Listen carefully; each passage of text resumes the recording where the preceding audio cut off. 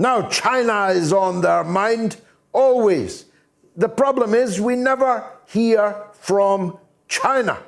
Nobody tells us how it looks from the standpoint of China. To see the South China Sea chock-a-block with foreign gunboats, to see the high officials of respectable companies like Huawei being arrested and held under house arrest for years. We never hear the Chinese point of view, so we thought we'd go at least halfway there. Tom McGregor is married to a Chinese woman, has half Chinese children, lives and works and has a wonderful life in China, but he's American. How's that for a compromise? It's the middle of the night, but Tom McGregor joins us from Beijing. Tom, thank you for that. A serious point, though.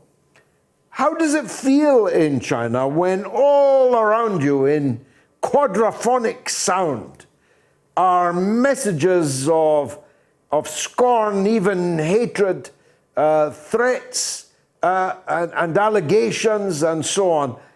Does that actually impact on Chinese lives at all? No, not at all.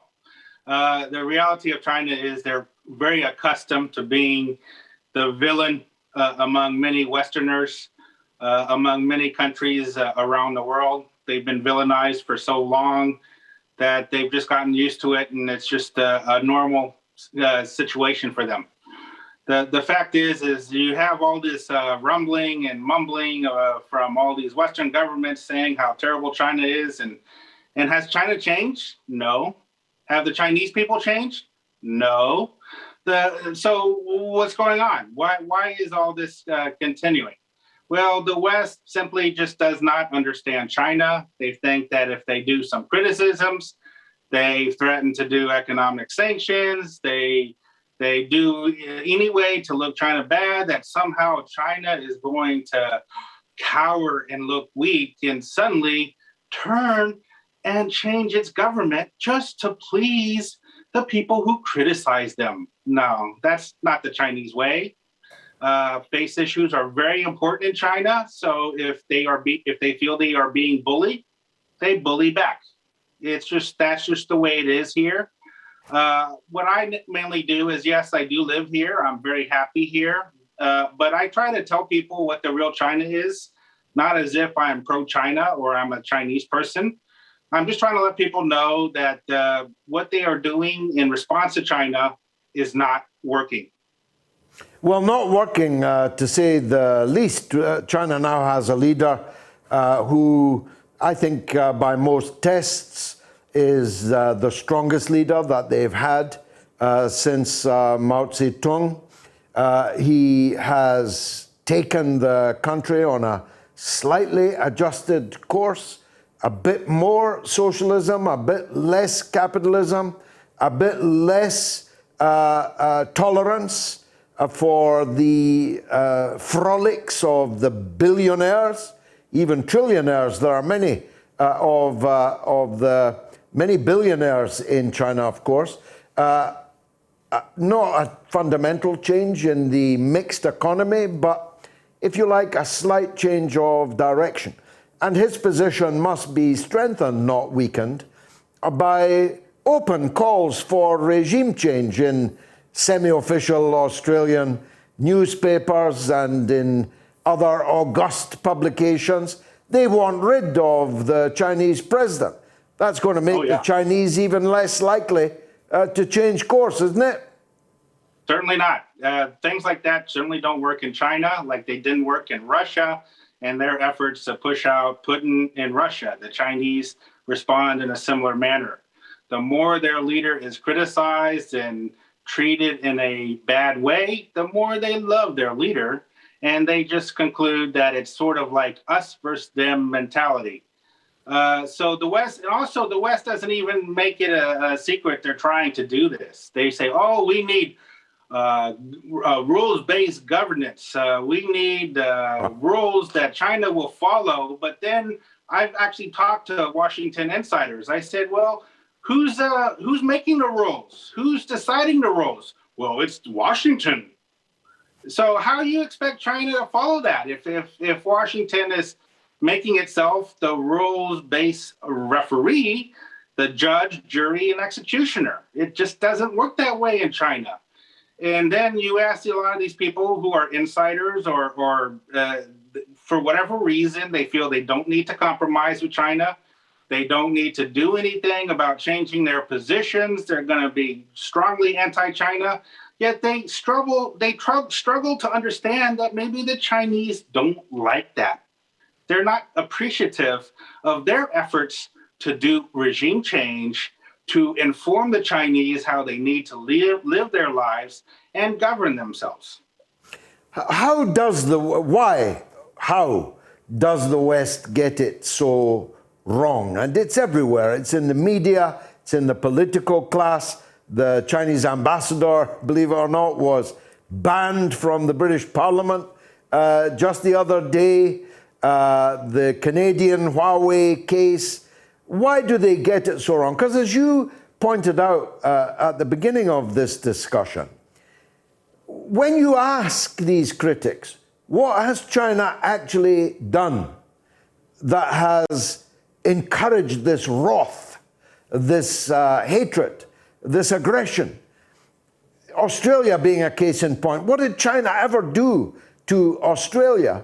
And yet Australia is now one of the most warlike and belligerent flies ever to be found buzzing around an elephant.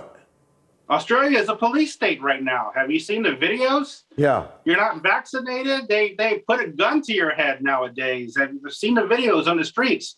They put some woman in a chokehold just because she didn't wear a face mask in Melbourne, Australia. I don't know when the date was, but it's become a cross between Mad Max and 1984. Yeah, exactly. So what's Australia to say about freedoms and allowing people to speak freely? They can't even protest anymore in Australia without the police state gunning them down, beating the citizens up. I don't even see that in China. I mean, of course, they're not protesting, but there is a police state in Australia right now. So they're the last people to talk about and criticize China over its so-called authoritarian regime. And another matter I'd like to address is, why doesn't the West get it?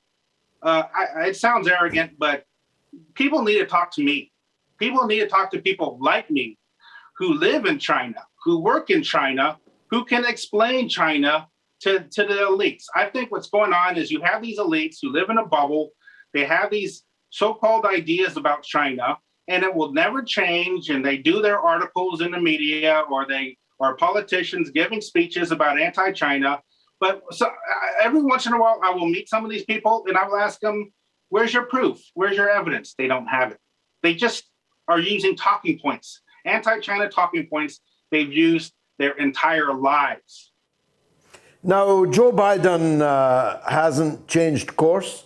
Donald Trump was literally unhinged on the subject of China and was surrounded by others like Steve Bannon, who, although we now know, was in quite a close alliance with anti-Chinese interests. Trump was unhinged, but Biden is following exactly the same course. AUKUS, this Australian-UK US lash-up, is going to bring nuclear submarines into the region, as if it hadn't suffered from nuclear quite enough. He's having this Quad meeting with India, Japan, and so on, basically constructing alliances to confront China. So it's a bipartisan approach in Washington. Why? Well, that's always been the case.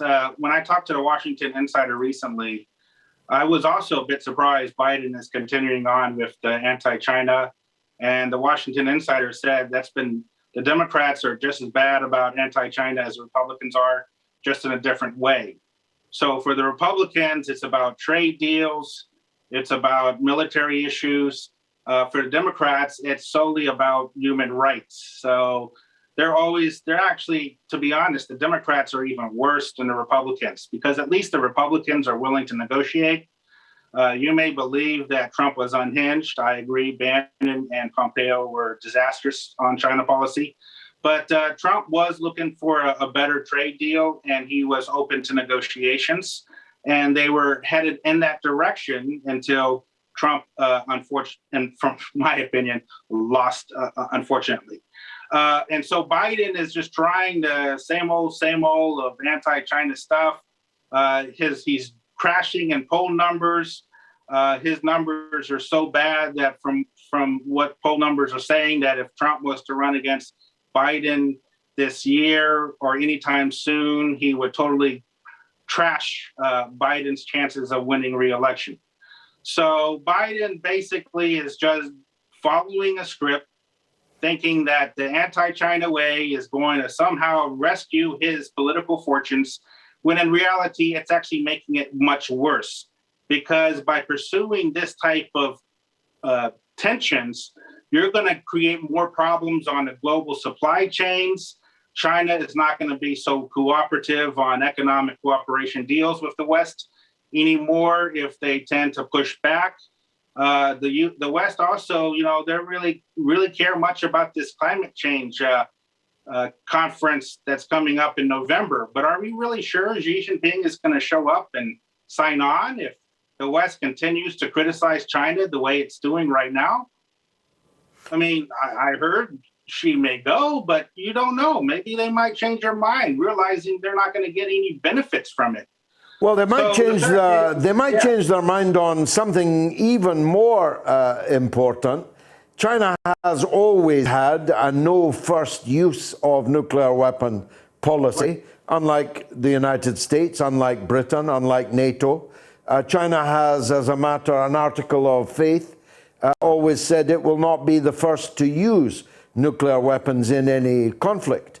But there is growing speculation amongst informed people in Beijing that this may be coming under question. After all, if the West are moving military hardware around China... That's too much. That's just crazy speculation. The fact is China, if they were to move in that direction, they probably wouldn't tell anyone and start shooting. But when we reach that stage, it's already a bad stage already. Beforehand, there's just simply talks. Making such threats actually is rather scary. If some people are saying it, like, say, maybe perhaps the Global Times is not representative of the Chinese government nor the voice of the government or its people. The Global Times is a very extreme version of Chinese patriotism that even many Chinese complain goes too far. So this idea that China is going to change that policy is way too drastic. I can see how China might try to get some bargaining on climate change, but what you just addressed, that's too much. That might create more problems. That might inspire South Korea and Japan to have their own nuclear weapons. It's too risky. Finally, and thanks for joining us, especially at this early hour, how has the Chinese economy bounced back from the COVID years, these lotus years? Doing absolutely fine. I'm doing better financially. Myself, my family is. Most people I know are doing better financially. There are no supply chain disruptions in China because it's the #1 manufacturer in the world. It's interesting that I hear all these stories about supply chain disruptions all over the world, while at the same time, they're trying to decouple from China economically. So the reality is China has been prepared for the possibility there's going to be more decoupling, that more countries are going to turn against them, even in regards to globalism. So China has just turned inward. It's selling its goods to the Chinese, focusing on selling to Chinese consumers rather to the world's consumers. And so here the economy is doing quite well.